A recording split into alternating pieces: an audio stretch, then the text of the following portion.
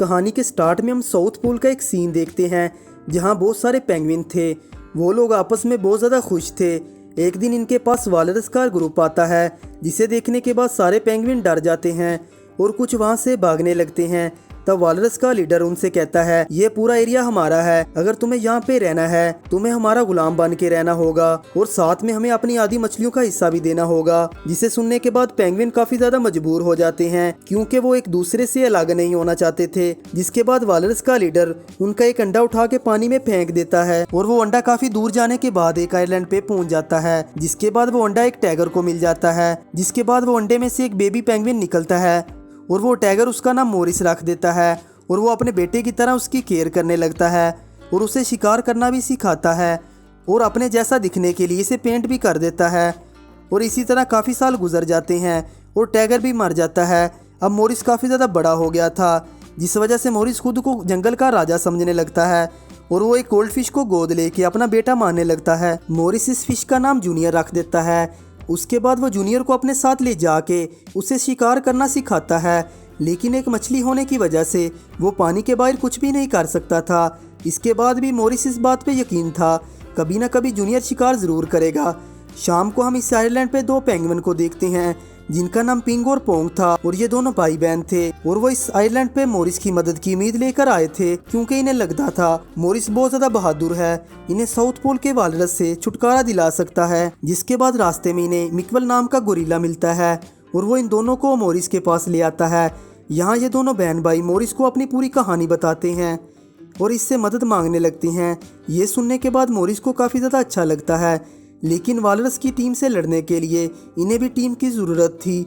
Morris junior और मिकवल को अपनी टीम में ले लेता है, लेकिन दुश्मन को कमज़ोर ना समझ के बॉब, एल्बर्ट, आल और फ्रेड को अपनी टीम में शामिल कर लेता है। जिसके बाद ये साथ में मिलके पिंग और पोंग के साथ जाने लगती हैं, लेकिन रास्ते में बारिश होने की वजह से इन्हें एक गुफा दिखती है। जिसके बाद ये गुफा के अंदर चले जाते हैं। इन्हें वहाँ पैट्रिसिया नाम की एक बैट दिखती है जिसे देख के इन्हें लगता है ये उड़ के हमारी टीम की मदद कर सकती है और वो लोग उसे भी अपनी टीम में ले लेते हैं। और सुबह होने के बाद वो लोग साथ में जाने लगते हैं, लेकिन एक टाइम ऐसा आता है इन्हें ऊंचे पहाड़ पे एक दूसरे को रस्सी से बांध के चलना पड़ता है, लेकिन बदकिस्मती से पोंग का पैर फिसल जाता है और एक एक करके वहाँ पे सारे लोग नीचे गिर जाते हैं। लेकिन किसी तरह मिकवल इन्हें बचा के आगे ले जाता है। जिसके बाद ये एक नदी के किनारे पहुँच जाते हैं, लेकिन बदकिस्मती से एक बड़ा सा एनाकोंडा पोंग को पकड़ लेता है और उसे अपने साथ ले जाता है। इसके बाद मोरिस भी इसे बचाने के लिए जाता है। वो एनाकोंडा उसे फाइट करने लगता है।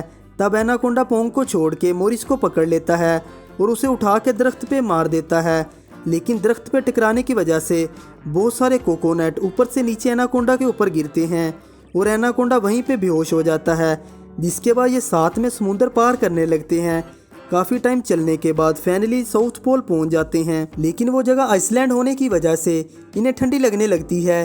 तभी वहाँ पे वालरस का लीडर अपने पूरे ग्रुप के साथ वहाँ पहुँच जाता है और वो ग्रुप इन लोगों को बहुत ज़्यादा पीटता है। जिसके बाद वालरस का लीडर मोरिस को पेंगुइन के बीच में फेंक देता है और वो सारे पेंगुइन से कहता है तुम्हारी चालाकी हम पे बेअसर है। वो इन्हें धमकी देता है अब से तुम्हें अपनी सारी मछली हमें देनी होगी।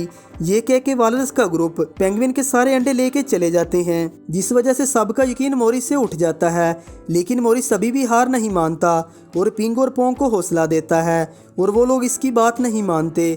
जिस पे मोरिस अपने साथियों को समझाता है और कहता है हम मिलके इन्हें हरा सकते हैं और वो लोग मिलके सारे अंडे वापस लाने का प्लान बनाते हैं।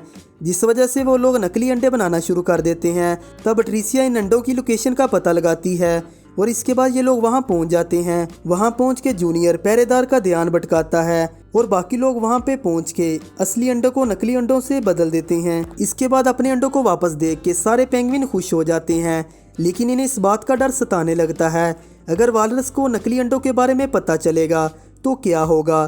तब मोरिस इन्हें खुद पे भरोसा करने का बोलता है और कहता है इस बार हम ज़रूर जीतेंगे, बस हमें साथ मिलके काम करना होगा और इस बार हमारे पास एक अच्छा सा प्लान भी है। इसके बाद सब लोग मोरिस की बात मान लेते हैं और इस पे दोबारा से भरोसा करते हैं। उसके अगले दिन मोरिस सब लोगों को ट्रेनिंग देता है और सब लोग रात को जाग के वालरस के लिए ट्रैप बनाते हैं। अगले दिन वालरस अपने पूरे ग्रुप को लेके वहाँ मछलियाँ लेने के लिए आता है, लेकिन वहाँ पे अकेला मोरिस ही खड़ा था और वो वहाँ पे सब लोगों से कहता है अब से तुम्हें यहाँ पे कुछ नहीं मिलेगा। ये सुनने के बाद वालरस को काफी ज्यादा गुस्सा आता है और वो लोग अंडों को तोड़ने लगते हैं। लेकिन जब इन्हें पता चलता है ये सारे अंडे नकली हैं तो इन्हें और भी ज्यादा गुस्सा आता है। लेकिन इससे पहले ये कुछ करते, पेंगुइन का सारा ग्रुप इन पे हमला कर देता है और उनका ट्रैप भी बहुत अच्छे तरीके से काम करता है। लेकिन किसी तरह एक वालरस असली अंडों तक जाने लगता है। लेकिन तभी वहाँ पे एल्बर्ट, बॉब, आल और फ्रेड वहाँ पहुँच जाते हैं और वो लोग मिलके इन अंडों को बचा लेते हैं और किसी तरीके से वालरस का लीडर जूनियर को पकड़ लेता है और उसे अपने साथ ले जाने लगता है। तब मॉरिस उसे बचाने के लिए उसके पीछा करता है। वो उसका सामना नहीं कर पाता। ये देखने के बाद जूनियर को काफी ज्यादा गुस्सा आता है। वो वालरस की आंखों पे हमला कर देता है, जिसके बाद मॉरिस को भी होश आ जाता है और वो अपने दोस्तों की मदद से वालरस को हिट करता है, जिस वजह से वालरस वहीं पे बेहोश हो जाता है। अब ईंट का जवाब पत्थर से मिलने की वजह से सारे वालरस डर के मारे वहाँ से भाग जाते हैं, जिसके बाद सब लोग आपस में काफ़ी ज़्यादा खुश होते हैं और सब लोग मॉरिस का शुक्रिया अदा करते हैं। जिसके बाद मॉरिस अपने दोस्तों के साथ वहाँ से निकल जाता है, जिसके बाद सारे पेंगुइन अपनी लाइफ खुशी से जीने लगते हैं और मॉरिस भी अपने दोस्तों के साथ बहुत खुश होता है। ये मूवी यहाँ पे ख़त्म हो जाती है।